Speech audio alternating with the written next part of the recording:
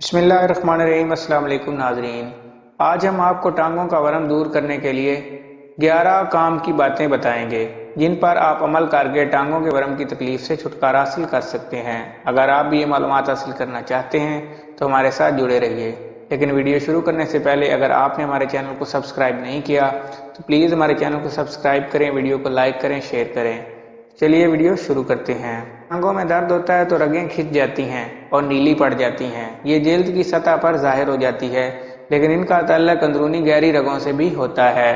जब टांगें सेहतमंद होती हैं तो उनमें हगाहू कुदरती वालू खून को एक रुख से तो जाने देता है, वापस नहीं आने देता।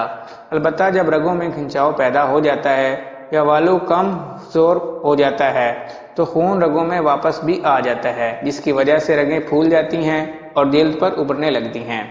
ऐसा अमूमन उम्र की ज्यादती, वर्जिश ना करने, ज्यादा देर तक खड़े रहने या मोटापे की वजह से होता है।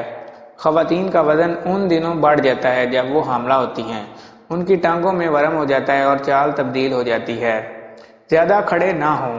बिला वजह देर तक खड़े रहने से खून रगों में जमा होने और दबाव डालने लगता है। 10 या 15 मिनट बाद जब भी मौका मिले बैठ जाएं और टांगों को उठाकर फैला लें ताकि रगों में खून जमा ना हो। बेरी खाइए। ब्लैक बेरी, रास्पबेरी और स्ट्रॉबेरी में फ्लेवोनाइड्स होते हैं जिनकी वजह से खून की नालियां मजबूत होती हैं। टांगों की रगें फूलने का भी इनसे इजाला हो जाता है। रात के खाने के बाद या सुबह नाश्ते करने के बाद थोड़ी सी बेरियां जरूर खाइए।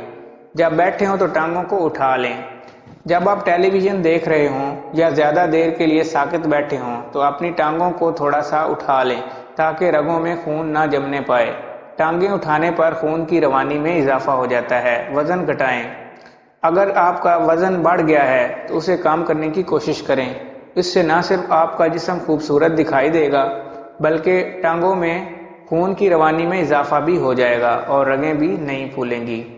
ऊंची एड़ियों वाले जूते ना पहने।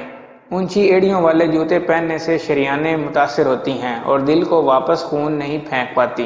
चुनांचे हमें बगैर ऊंची एड़ियों के सैंडल और जूते पहनने चाहिए ताकि हमारी टांगों में खून की रवानी बेहतर रहे। मोजे पहने। खास किस्म के मोजे जो कंप्रेशन स्टॉकिंग कहलाते हैं, उनके पहनने से टांगों में खून की रवानी बेहतरी होती है और टांगों में दर्द नहीं रहता। गोटो कोला खाइए।